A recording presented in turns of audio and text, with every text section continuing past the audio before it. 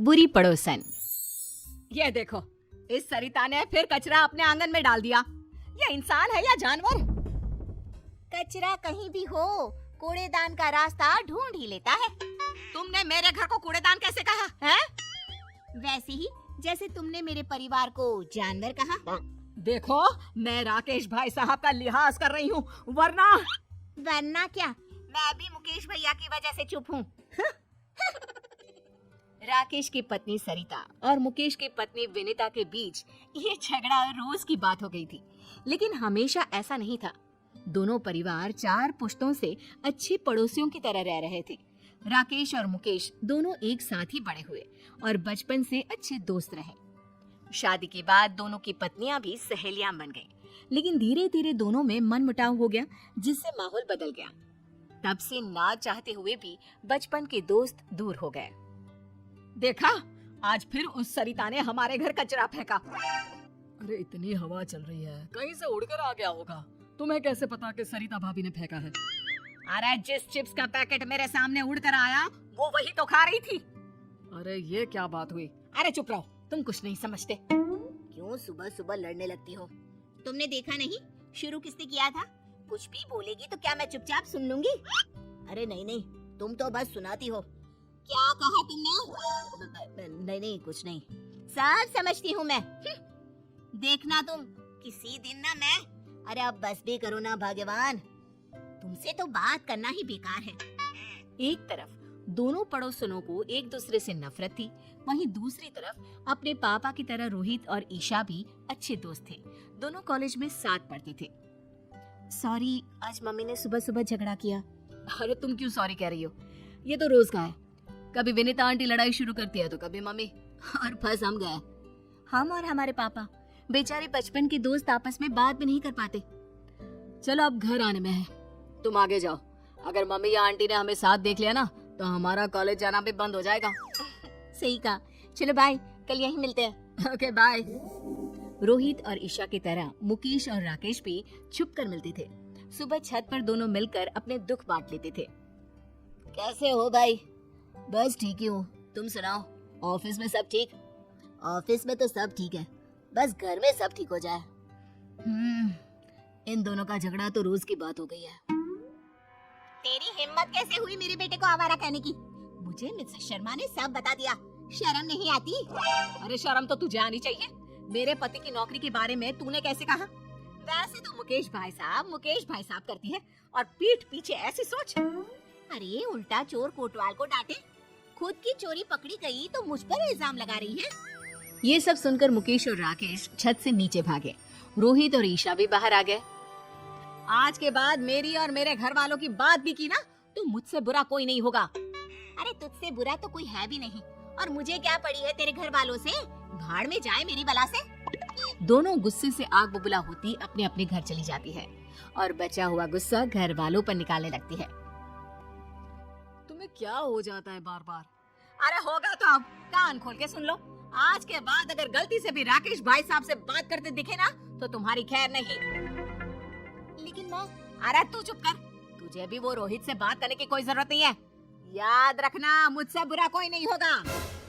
देख लिया तुमने अपनी भाभी के तेवर, आज से सारे रिश्ते खत्म। अब अगर छत पर तुमने मुकेश भैया से बात की तो। अरे तुम्हें कैसे पता कि हम छत पर मिलते हैं? तुमने क्या मुझे बेवकूफ समझा है? अगर तुमने मुकेश भैया से बात की तो मैं मायके चली जाऊंगी। अरे क्या माँ, जरा सी बात में। तू भी सुन ले हीरो, अगर कॉलेज में ईशा के साथ बात की तो अपनी माँ को भूल जाना। सरिता और विनीता के रोज रोज के झगड़ों को खत्म करने के लिए रोहित और ईशा ने प्लान बनाया और चुपके से राकेश और मुकेश को कॉलेज के कैंटीन में मिलने बुलाया। अरे बच्चों, हमें यहाँ क्यों बुलाया? हाँ, अगर तुम्हारी मम्मियों को पता चल गया तो हम चारों की चटनी बना देंगी वो।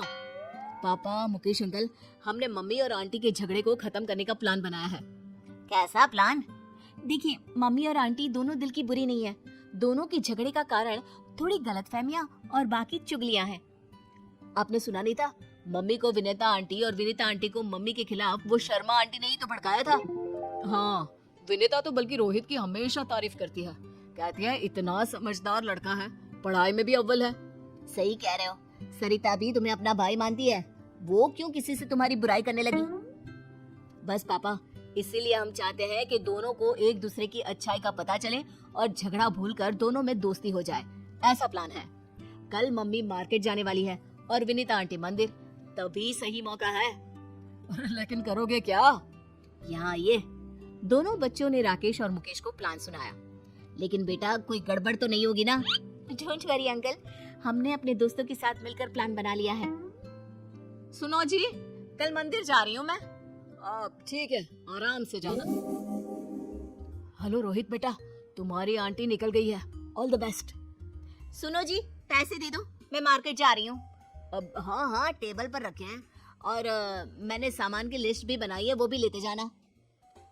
बेटी ईशा, तुम्हारी आंटी निकल गई है, जरा ध्यान से। जैसे ही विनीता मंदिर से बाहर आई, उसने देखा कि वहाँ भीड़ लगी है और लड़ाई हो रही है। उस लड़ाई में उसे एक जानी पहचानी आवाज सुनाई दी। वो तुरंत पास गई।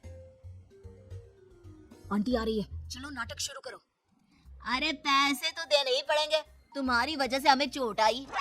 देखो, एक तो तुम रॉन्ग साइड आ रहे थे, ऊपर से एक बाइक पर 3 सवार, स्पीड तुम्हारी ज्यादा थी और इल्जाम मुझ पर। गलती किसी की भी हो, पैसे तू ही देगा। और ना दूं तो आज मार मार के तेरी हड्डियां तोड़ देंगे और तेरी ये बाइक भी। देखो, मैं पुलिस को बुलाऊंगा। तीनों लड़के रोहित के साथ धक्का मुक्की करने लगते हैं। ये देखकर विनीता बीच झगड़े में कूद पड़ी। बंद करो ये, तुम्हारी हिम्मत कैसे हुई इसे हाथ लगाने की? मैडम आप बीच में मत आओ, इसकी वजह से हमारी गाड़ी टूट गई, अब हम इसको तोड़ेंगे।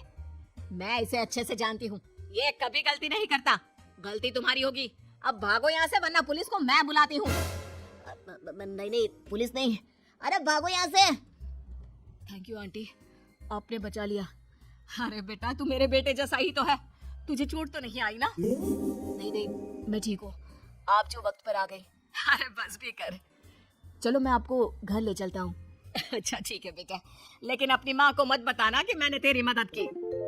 सरिता एक दुकान में सामान खरीद कर वापस जा रही थी, तभी उसी की आवाज आई। छोड़ो मुझे, हाथ मत लगाओ। अरे ऐसे कैसे छोड़ दे? बचाओ, बचाओ। सरिता ने देखा कि ईशा को कुछ गुंडे छेड़ रहे हैं। आंटी ने देख लिया? हाँ। तो एक्टिंग शुरू करो। आज अकेली मिली है, अब बच के कहाँ जाएगी?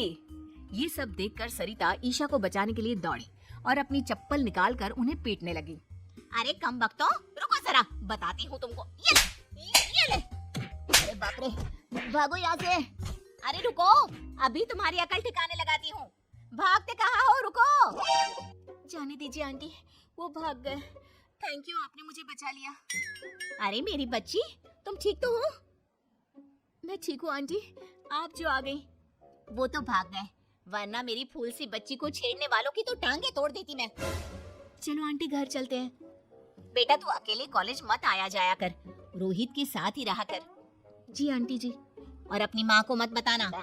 सब कुछ प्लान के मुताबिक चल रहा था और प्लान के हिसाब से सरिता और ईशा, रोहित और विनीता एक साथ घर पहुंचे। राकेश और मुकेश भी बाहर ही खड़े थे। अरे रोहित, तुम इसके साथ? ईशा तो इसके साथ कहाँ से आ गई? तब रोहित और ईशा ने अपनी अपनी मम्मियों को बताया कि कैसे आंटी ने उनकी मदद की। सारी बातें सुनकर दोनों की आंखों में आंसू आ गए। सरिता, थैंक यू, तुमने मेरी बेटी को बचा लिया। मैं तुम्हारा एहसान जिंदगी भर नहीं भूलूंगी। एहसान कैसे बहन, ईशा मेरी बेटी जैसी है और तुमने भी तो रोहित को बचा लिया। अरे कैसे नहीं बचाती, हमारे घर के लड़के को कोई ऐसे ही हाथ लगा लेगा क्या? मुझे माफ कर दो विनीता, मैंने तुम्हें गलत समझा। अरे गलती तो मेरी थी बहन, मुझे माफ कर दो। देखा सरिता, दिल की बुरी ना तुम हो ना विनीता, दोनों ने आज एक दूसरे के बच्चों की मदद की।